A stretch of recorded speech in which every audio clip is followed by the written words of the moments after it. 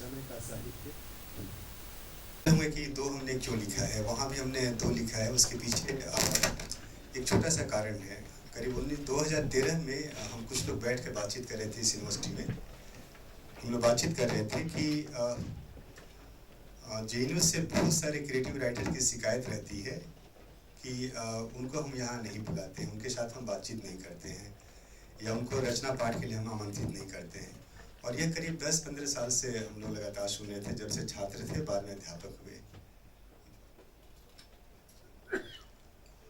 और इन्हीं सब को लेकर के हम लोग सोचते हैं कि यूनिवर्सिटी का सिस्टम ऐसा होता है कि हम लोग काफ़ी गंभीर बहसें करते हैं, विचार करते हैं, चीज़ों को हम लोग विश्लेषित और उसके मूल्यांकन की हम कोशिश करते हैं, एकेडमिशियन के रूप में भी और अध्यापक के रूप में भी।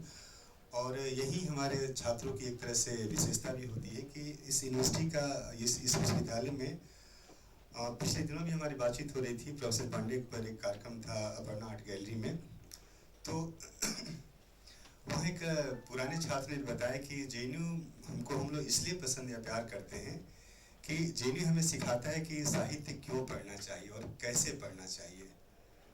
यह शायद और किसी जगह हमें शायद इस तरह से बारीकी के साथ साहित्य के विश्लेषण मूल्यांकन की कोशिश नहीं दिखाई पड़ती है। और उन्हीं सारे संदर्भों को लेकर के हम लोगों ने ये पहल की कि हाँ, कुछ लेखक को हम बुलाएं, कुछ साहित्य के विचारकों को भी बुलाएं और सब मिल करके हम लोग आपस में बैठ करके 2-3 दिन हम लोग करें। इसीलिए हमने इस सत्र में भी या पिछली बार भी हमने जब रखा, तो पहली बार हमने दिल्ली के लगभग सारे जितने बड़े लेखक हो सकते हैं, जैसे कवि में अशोक वाजपेयी आए थे, प्रोफेसर केदारनाथ सिंह थे, मंगलेश डबराल या लीलाधर मंडलोई या फिर बद्री नारायण या अनामिका जी, सारे लोग थे। वैसे ही कथाकारों में भी मिथिला गर्ग से लेकर के सारे बड़े बड़े कथाकार थे। हमने इस बार थोड़ी सी यह कोशिश की कि जिन लेखकों को हम पिछली बार नहीं आमंत्रित कर पाए थे, उन लेखकों को हम आमंत्रित करें। और इसीलिए इस बार हमारे कवि कहानीकार बिल्कुल अलग अलग हैं। हाँ, बद्री नारायण जी ने पिछली बार कविताएं पढ़ी थी, लेकिन इस बार वो इतिहास और कविता सत्र में अपना व्याख्यान देंगे। तो इन्हीं सारे सवालों को लेकर के साहित्य को कैसे पढ़ें, क्यों पढ़ें, या फिर साहित्य पर विचार करने की प्रक्रिया क्या हो, पद्धति क्या हो, इन्हीं सारी चीज़ों को लेकर के हम लोगों ने ये पहल की। और हमारी कोशिश थी कि है भी कि पिछली बार भी हमने कोशिश की थी, इस बार के 3 दिनों में एक तरह से हर सत्र में आप कल देखेंगे कि हमारे 5 सत्र हैं। उद्घाटन सत्र 1 है, उद्घाटन सत्र 2 है, इसी तरह से कथा सत्र है, काव्य सत्र है, फिर एक समापन सत्र है। और हर सत्र में हम लोगों ने 2-2 विचारकों को रखा है, एक समाज विज्ञान से और दूसरा आपके साहित्य से, कि एक समाज वैज्ञानिक किस तरह से, एक तरह से मतलब कहानी को देखता है, कविता को देखता है, साहित्य की निर्मितियों को देखता है। और ठीक उसी प्रकार एक जो लेखक है कैसे अपनी रचनाओं को या दूसरे धारा की रचनाओं को देखता है, विचार करता है। और उसके बाद हम लोग ने इसीलिए परिकल्पना की कि शुरू में हम व्याख्यान करेंगे, फिर हमारा लेखकों का रचना पाठ होगा, और उसके बाद हम एक तरह से थे कि एक तरह से जिन लेखक पर रिसर्च हो रहा है, विचार विमर्श हो रहा है, वह लेखक ठीक हमारे सामने आकर के खड़ा हो गया है और उसके साथ हम संवाद करने की स्थिति में हैं। तो इन्हीं सारे सवालों को लेकर के हम लोगों ने ये पहल की। और इस बार भी हमारे साहित्य, हमारे समय का साहित्य थीम में हमने थोड़ा सा परिवर्तन किया। पिछली बार हमने समय को लेकर के बातचीत किया था, समकालीन समय को लेकर के, और उसी के एक्सटेंशन के रूप में इस बार इतिहास को चुना कि इतिहास का समय के साथ काफ़ी गहरा रिश्ता होता है। और समय, इतिहास के अंदर जो समय या काल की जो धारणा होती है काफ़ी व्यापक होती है। और कहीं ना कहीं समय जो होता है वह यह भी विचार करने की बात होती है कि जो समकालीन समय की जो जो जो एक तरह से वैचारिकताएं जो होती है, वो काफ़ी गहराई से विश्लेषण की मांग करती है। इसके बहुत सारे पहलू होते हैं, आर्थिक होते हैं, सांस्कृतिक होते हैं, या एक तरह से कहिए कि मतलब राजनीतिक होते हैं, सामाजिक होते हैं। और आप देखेंगे कि पिछले 20-25 साल में साहित्य और समाज की दुनिया में बहुत सारे परिवर्तन हुए हैं। और उन परिवर्तनों में जो सबसे बड़ी बात हो रही है कि हमारे भिन्न भिन्न धारा के समुदाय के जो लेखक हैं, जो विचारक हैं, जो सामाजिक लोग हैं, जो सामान्य लोग हैं, आम आदमी हैं, वे भी एक तरह से अपनी बात अब कहने लगे हैं, अपनी बात विचार करने लगे हैं।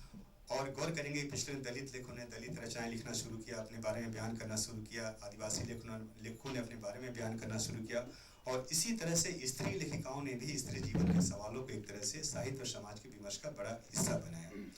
तो इन्हीं सारे सवालों को लेकर के हम आने वाले 2-3 दिनों में हम विचार विमर्श करेंगे। और मैं बाहर से आए अपने लेखकों में खासतौर से प्रोफेसर महेंद्र पांडित हमारे विश्वविद्यालय के ही हैं, चित्रा मुदगल हैं, रवि भूषण जी हैं, सुरेश कांटक हैं, दीपक राय हैं, आपके हितेंद्र पटेल हैं, SR हरनौट हैं, हरि भटनागर हैं, अवधेशप्रीत अनुज हैं, और जबरीमल पारक जी हैं, और कुमार नयन हैं, और इसी तरह से मतलब लीलाधर मुरली, इन सारे महाशय मैं अपने लेखों का स्वागत करता हूँ।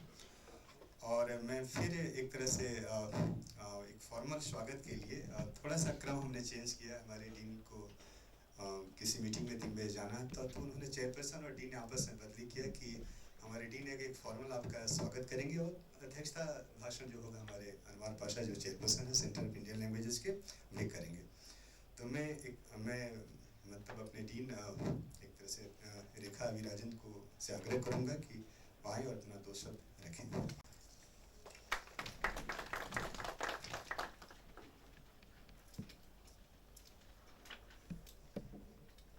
Professor Jagdish Kumar, Vice Chancellor JNU, Professor Manager Pandey, Emeritus Professor JNU, Chairperson Professor Anwar Alam, Professor Devendra Chaube, distinguished guests, authors and friends.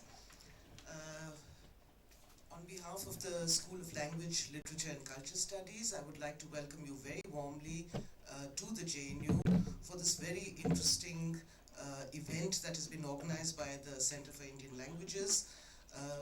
Literature in Our Times, Hamare Samay Ka Sahitya, the second version of it, which sounds particularly interesting. It is also what interests me, Sahitya Mein Itihas, how history also plays and is reflected through literature. For students of Hindi, Urdu, you have the possibility of meeting contemporary authors. And as Professor Chaube just mentioned, it is very interesting for the students to come face to face with some of the authors that they are researching on. This is a privilege that the foreign languages do not have very often. It's very rare that an author comes and talks to our students, but we are going to have one tomorrow, in German at least. So I'm sure you will have very interesting discussions because after all, the role of literature is to encourage thought, to encourage reflection, to encourage discussion. And the way I've seen things happening in the Center for Indian Languages, I know it'll be a very interesting discussion. I hope there are a lot of ideas that come out of this, and I hope that for the authors, it is, let's say, it is something that they enjoy, and I hope that the students also get very inspired by this interaction. Thank you very much, and I would like to congratulate the center again for organizing this.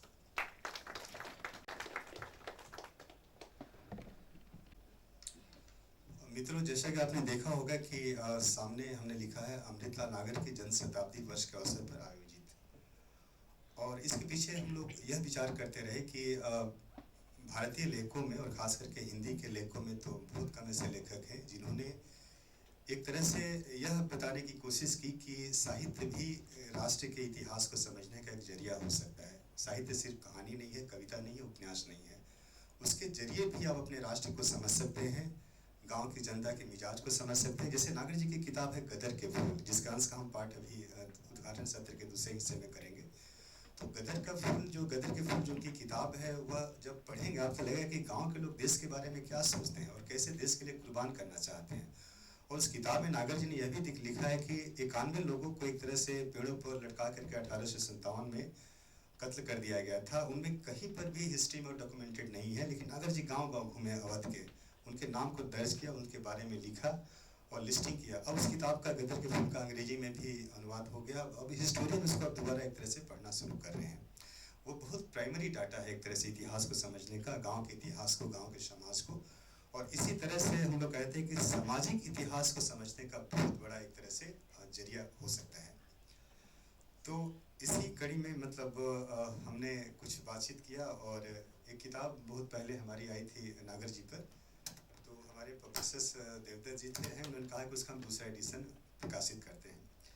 तो मैं उनसे आग्रह करूंगा कि हम पुस्तक लोकार्पण का एक छोटा सा सत्र करेंगे। सबसे पहले नागर जी वाली किताब लोकार्पित होगी, उसके बाद एक दूसरी किताब है उसका लोकार्पण करेंगे, जिसका प्रकाशन प्रकाशन संस्थान को उन्होंने किया है।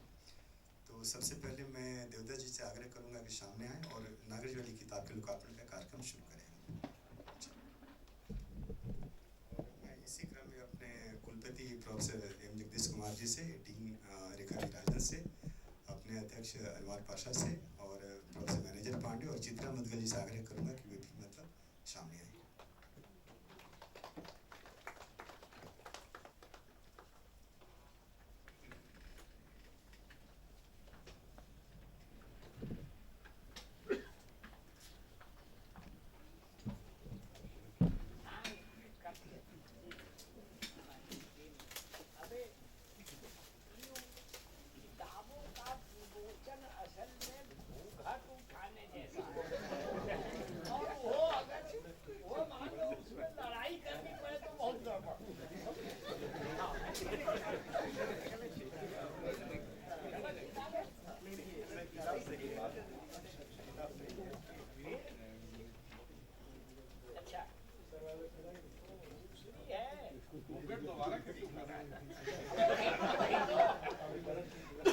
अच्छा, ये दूसरे के बदले दूसरे का घूंघट उठाओ, ये तो और गड़बड़ है।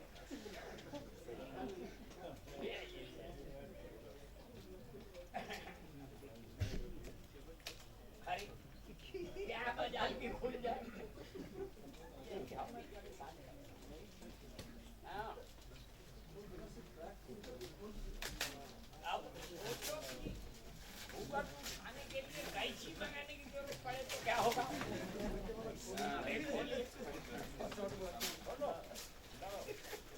अच्छा,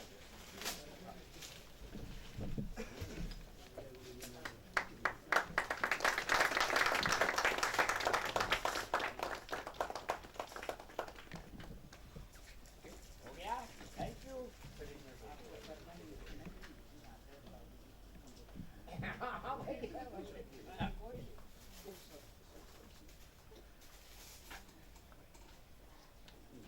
हो गया। अब ये क्या है, दूसरी किताब कौन सी है? लाल। आइए आइए। मैं हरिशंकर शर्मा जी से आग्रह करूंगा कि वो मंच तरफ आए। वे प्रकाशन संस्थान के निदेशक हैं। जो भी हम बातचीत कर रहे थे कि जो साहित्य होता है या जो जन साहित्य होता है वह सिर्फ मतलब पढ़ने के लिए या मनोरंजन के लिए नहीं होता है, बल्कि उसके जरिए भी देश के इतिहास को समझा जा सकता है। तो दूसरी किताब के लोकार्पण के लिए मैं आप सबसे आग्रह करूंगा।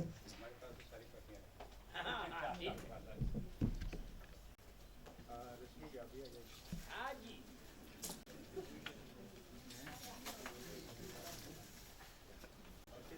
इस किताब के मतलब और संपादन कुछ लोगों ने कंटक भी आते हैं। अच्छा, ये रश्मि चौधरी को ऐसे कह रहे हैं जैसे वो दूसरे जगह की पत्नी है वो।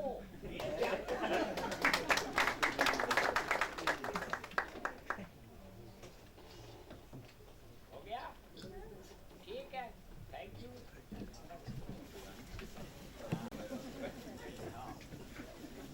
हाँ, रख दो, नहीं कर लेंगे बाद में।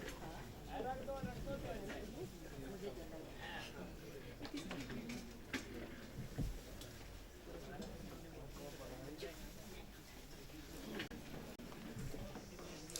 तो पुस्तकों के लोकार्पण के बाद मैं अपने कुलपति प्रोफेसर एम जगदीश कुमार जी से आग्रह करूंगा कि अपना उद्घाटन भाषण दें और इस कार्यक्रम की शुरुआत करें। जी।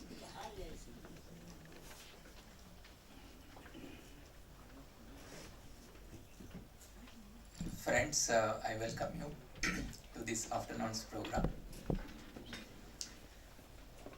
I have a couple of thoughts in my mind I would like to put in front of you. You know, as time evolves, as human race evolves, we acquire so many things in terms of knowledge, technology, and it changes our life.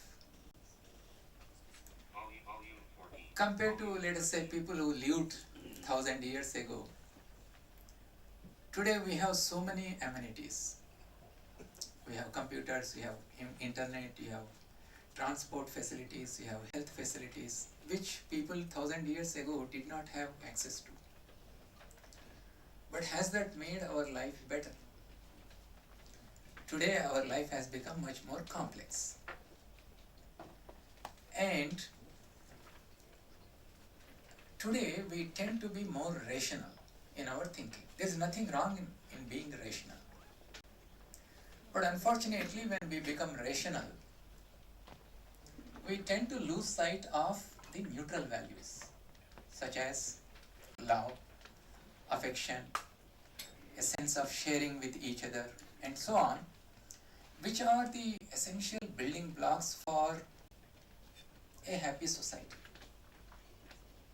Now, when life becomes complex, the so-called scientists and engineers will come into picture. What do? They innovate. The meaning of innovation, and nowadays we hear about innovation, everybody says we have to innovate. The meaning of innovation is, if there is scarcity, things are not in abundance, how do we survive in those difficult, complex situations? With limited resources, how can I make my life better? That is where innovation comes into picture. Okay, we innovate, we try to live a better life, but think about the way we live. We get up in the morning,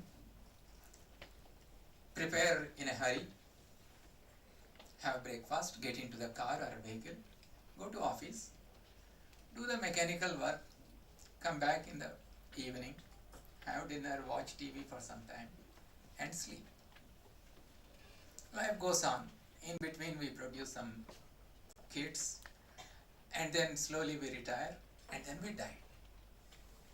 Now, what is the difference between the life that we lead today and the life of an insect? Insect also does the same thing. Mechanical life. Eat, reproduce, and ultimately die. But this is where the role of writers comes into picture. This is where the question of creativity comes into picture. People often get confused between innovation and creativity. These are two separate aspects. An artist or a painter or a writer is a person of creativity. Now, what is the role of creativity in making our life better? You know, in our life, as I mentioned, when we lead a mechanical life, we go through so many problems, we go through so many dilemmas. We experience occasions where we are happy, occasions where we are unhappy. Now, how do I get out of all these complex situations? How do I understand about myself and about my interaction with the rest of the society, which is very important, because I am not an isolated entity. I am constantly interacting with my surroundings, with the people around me. Now, this entire complex situation, if you want to make a better life in this complex situation, somebody is required to tell us, hey, wait, you are completely leading a mechanical life. Look around, try to understand about yourself and your relationship with this creation, with your surroundings. And it is only the writers who can do that, because they have the creative ability to put things in a simple language and make us appreciate. Unless we find our connection as an individual with the creation around us, we will be living a life of an insect. So it goes to the credit of these creative people to tell us that you need to live your life in its completeness, in its fullness. You cannot live half empty life. So, but today, nowadays, people think if somebody becomes a scientist and an engineer, as a doctor, he has achieved something in life. He is a successful person. People think, unfortunately, if somebody takes up literature as their profession, this person is not a successful person, which is a very, very unfortunate thing to happen. Both innovators and creative people that go hand in hand in order to build a better society, a harmonious society, which can lead a happy life. I'm sure in the next today and also tomorrow, you will be celebrating this our life through the words of the creators here, the creative people here. I wish I could be present throughout this session and enjoy it, but there are so many other pressing issues, like Dean has to leave now. I also have to follow her now. But I wish you a good time. Please contemplate on the issues, some of the issues that I mentioned, and try to guide us.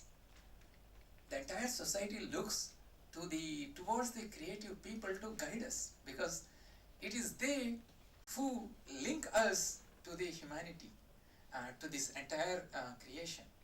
So my salutations to all of you, and I appreciate that you have taken time to be with us in JNU, with our students, with our faculty, to share your thoughts and ideas, and I wish you a very success in this workshop. Thank you.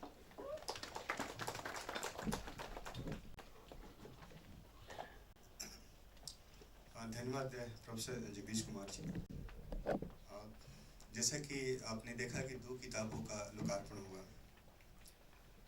खास बात है कि आज का मुख्य जो वक्तव्य है, या जिसको हम लोग कीनोट एड्रेस करते हैं, वे प्रोफेसर मैनेजर पांडे देंगे। और प्रोफेसर मैनेजर पांडे हिंदी के यहाँ प्रोफेसर रह चुके हैं, और कहा जाता है कि, या हम लोग महसूस करते हैं उनके छात्र होने के नाते, कि पूरे हिंदी एकेडमिक्स के जो सिलेबस को जो 2-3 लोगों ने बदला, खासतौर से पूरे हिंदी की दुनिया का, उसमें प्रोफेसर नामवर सिंह और प्रोफेसर मैनेजर पांडे की बहुत बड़ी भूमिका रही है। और नहीं तो साहित्य अभी भी बहुत सारी यूनिवर्सिटी में, मतलब वो लोग 60 के बाद के लेखक को पढ़ाते ही नहीं है। यहाँ पर आकर के समकालीन साहित्य पर विचार विमर्श की प्रक्रिया शुरू करने की कोशिश हुई। और सबसे बड़ी बात की जो हम आपसे शेयर कर रहे थे कि साहित्य को क्यों पढ़ना चाहिए, कैसे पढ़ना चाहिए, या आखिर होता साहित्य होता क्या है। और ख़ास बात है कि जैसा कि अभी हम लोग चर्चा भी कर रहे थे कि प्रोफेसर पांडे पिछले दिनों 23 सितंबर को 75 वर्ष के हो गए। तो ये दोनों किताबों के लोकार्पण के पीछे एक और छोटा तर्क था कि पहली किताब जो कथाकार अमृता नागर शहर की संस्कृति और इतिहास के कुछ सवाल हैं, वो मैंने प्रोफेसर मैनेजर पांडे को डेडिकेट किया है, उनके जो 75 साल जो पूरे हैं उसको लेकर के। और जो दूसरी किताब है आधुनिक भारत के इतिहास लेखन के कुछ साहित्यिक स्रोत, इसको आप अंग्रेजी में कहें some literary sources of historiography of modern India. इस किताब को मैंने और रश्मि चौधरी दोनों के लेख हैं इसमें, उनको मिला करके हमने कोशिश की थी कि कैसे साहित्य भी एक प्राइमरी डॉक्यूमेंट्स हो सकता है इतिहास लेखन का। और इस किताब को जब आप पढ़ेंगे तो इस किताब में भी आप देखेंगे कि इतिहास लेखन पर कुछ बातचीत है, उसका 1857 को लेकर बातचीत है, फिर भारतीय मध्य वर्ग के विकास पर कुछ लेख हैं, फिर बंगाल के विभाजन पर है, फिर उसके बाद गांधी के आंदोलन पर, फिर उसके बाद जो एक तरह से कम्युनिस्ट वामपंथी आंदोलन शुरू होता है, फिर देश का विभाजन होता है या देश की आज़ादी को लेकर के, और फिर समकालीन भारत के जो बहुत सारे सवाल हैं उनको हम लोगों ने कोशिश किया कि इस किताब में लाने की कोशिश करें। अब खास बात ये थी कि रश्मि जी इतिहास की छात्रा रही हैं, उन्होंने इतिहास में PhD किया है, जामिया से किया है, और मैंने साहित्य में काम किया है। तो इसीलिए उन्होंने इस किताब में उन्होंने शाहिद अमीन को डेडिकेट किया है। और शाहिद अमीन जो है इतिहास में हिस्ट्री में अपने सबल्टन स्टडीज के चलते जाने जाते हैं। और फिर उसी तरह से हिंदी में जो काम शाहिद अमीन अंग्रेजी में इतिहास में करते रहे हैं, या जो दूसरे इतिहासकार हैं, रंजीत गुहा हैं, गौतम भद्र हैं, या पार्थ चटर्जी हैं, ये सारे लोग जो काम करते रहे हैं, उसी तरह का काम हिंदी में भी प्रोफेसर मैनेजर पांडे इस तरह के कई सारे मतलब साहित्य के लेखक विचारक करते रहे। तो इस किताब में जो दूसरी किताब है आधुनिक भारत के इतिहास लेखन के कुछ साहित्यिक स्रोत, तो वह मैंने प्रोफेसर मैनेजर पांडे को डेडिकेट किया है और रश्मि जी ने शाहिद अमीन को डेडिकेट किया है वो इतिहास और साहित्य को लेकर के। और सबसे बड़ी बात है कि जो हमने थीम रखा है साहित्य और जन साहित्य में इतिहास, हमने इसमें काफ़ी सोचते रहे किसको इनवाइट करें कीनोट एड्रेस के लिए। तब हमें लगा कि हम दो को इनवाइट करना चाह रहे थे, शाहिद अमीन को और मैनेजर पांडे को। शाहिद अमीन ने कहा कि मेरा इंगेजमेंट पहले से ही कहीं पर बाहर गए हुए हैं देश के, अगर बोले लौट आए 25 तक तो इस कार्यक्रम में आएंगे, लेकिन कहा हमने भी संभावना बहुत कम है इसलिए मेरा नाम अनाउंस नहीं करें आप लोग, तो हमने उनका नाम अनाउंस नहीं किया। बट हमारे बीच प्रोफेसर मैनेजर पांडे हैं और उनसे मैं आग्रह करूंगा कि आज के इस सेमिनार का मुख्य वक्तव्य थी।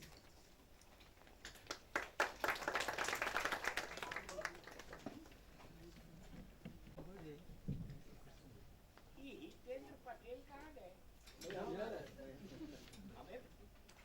हमें तुम्हारे डर के बारे में भाषण नहीं दे रहा हूँ। मैं इतिहास के बारे में, भला इतिहासकारों के सामने बोलना कुछ ही हम लोग सीखते हैं इतिहास के बारे में। हिमाकत है, पर खैर, अब वो तो मैं जदा कदा करता रहता हूँ आज भी। मित्रों,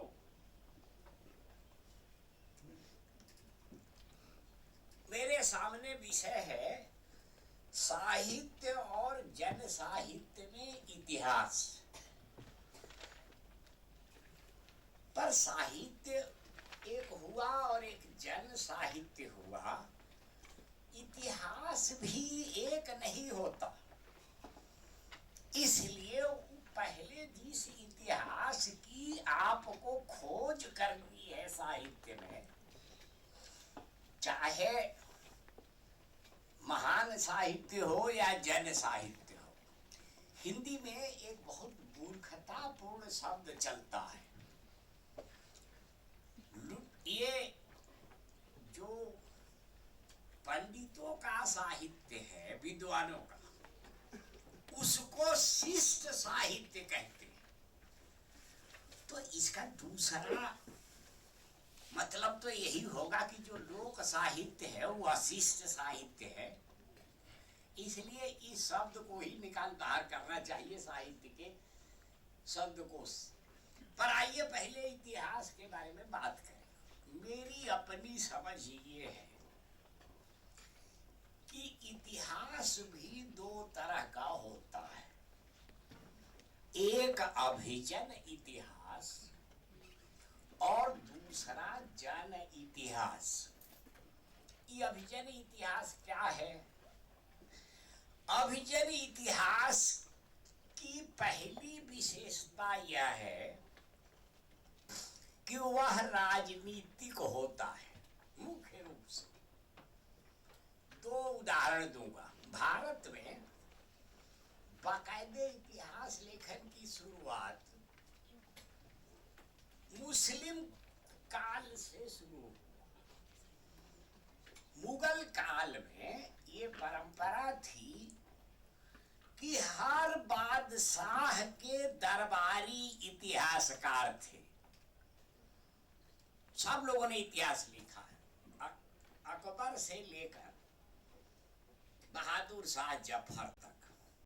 अच्छा, उसमें ऐसी भी घटनाएं घटती थी कि अगर किसी दरबारी इतिहासकार का इतिहास आला हुजूर को पसंद नहीं है तो इतिहासकार ही बदल दिए। एक नहीं, तीन तीन बदले गए। पर मैं उस विस्तार में नहीं जाऊँ। अच्छा, खाली मुगल बादशाह ये करते हो ऐसा नहीं है। तथाकथित लोकतंत्र के जमाने में भी ये हुआ है। आप में से कुछ लोगों को याद होगा कि इंदिरा गांधी के जमाने में एक काल पात्र बनाया गया था। उसको जमीन में कहाँ दफनाया गया, ये या तो काल पात्र लिखने वाले इतिहासकार जानते हैं या इंदिरा जी जानती थी। इसलिए मैंने पहले कहा कि वो मूलतः पूरब में भी और पश्चिम में भी राजनीतिक इतिहास होता है। पश्चिम में जो इतिहास की दृष्टि बनी, मैं यूनानियों को छोड़ रहा हूं, बाद के जिस आदमी के सोच विचार से आधुनिक इतिहास का विकास हुआ वो है हीगल। मैं हीगल की राय आपके सामने रखना चाहता हूं। हीगल की राय ये थी, राजनीति क्यों है ये बताने के लिए मैं हीगल की राय पढ़ रहा हूं। उनकी किताब बहुत प्रसिद्ध है, फिलॉसफी ऑफ हिस्ट्री। हीगल ने लिखा कि हिंदूज हैव नो हिस्ट्री। काहे? कारण बताया उन्होंने। No growth expending into veritable political conditions. Hindustan में ऐसा कोई विकास हुआ नहीं जो राजनीतिक स्थिति को प्राप्त करे। अब हीगल को नहीं मालूम कि यहाँ एक अशोक भी हुए थे, सम्राट थे। बाद के किसी भी सम्राट बादशाह से